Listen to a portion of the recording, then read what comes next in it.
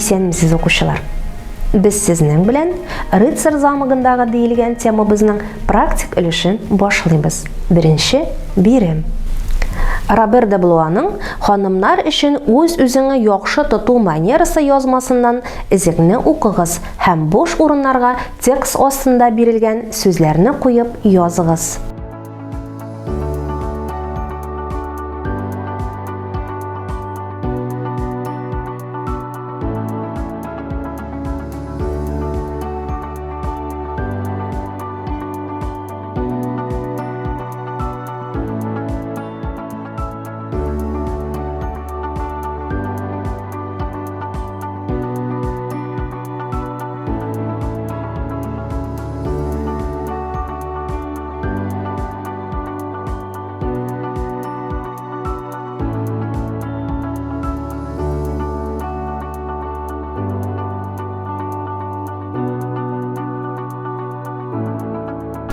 Җавап.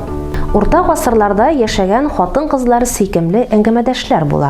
Кавалерлары белән шахмат уйный белә. Алар өчен махсус үз-үзеңне тоту кагыйдәләре була. Сеньор сәламләгәндә урыныннан тормаган һәм йөзен яшергән ханым начар тәрбия алган булып исәпләнә. Аның турында тешләре сызлый дип уйларга мөмкин. Киләргә туры килсә, кулы белән матур итеп авызын капласын. Истәл артында утырганда үзегезгә игътибарлы булыгыз.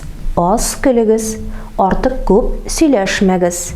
Кулларыгыз чиста, тырнакларыгыз киселгән һәм ачык төстә булсын. Пөхтәлекне оныттыра торган матурлык юк.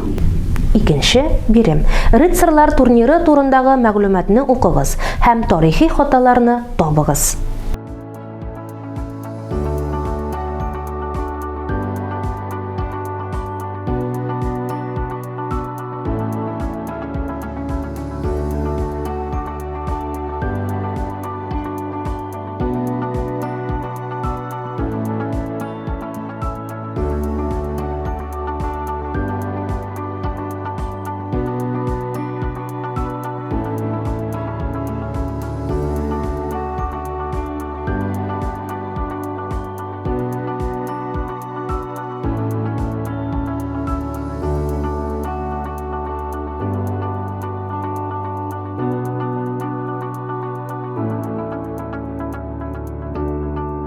Җавап.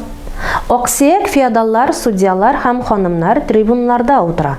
Ә гади халык арена тирәли агач киртәләр янына иелешеп тора. Махсус срән салучылар, геральтлар ярышта катнашучы рыцарьларның исемнәрен һәм девизларын игълан итә. Сугыш киемнәре кигән турнирда катнашучылар атка атланып аренаның кара-каршы ягына басалар. Судья сигнал бирү белән алар бер-берсенең каршысына ыргылалар. Ярышлар кайчак нык имгәнүләр һәм хәтта катнашучыларның үлеме белән тәмамлана. Җиңүчегә бүләккә дошманның аты һәм сугыш киемнәре бирелә. Өченче бирем. Таблицадагы буш урыннарны тутырыгыз.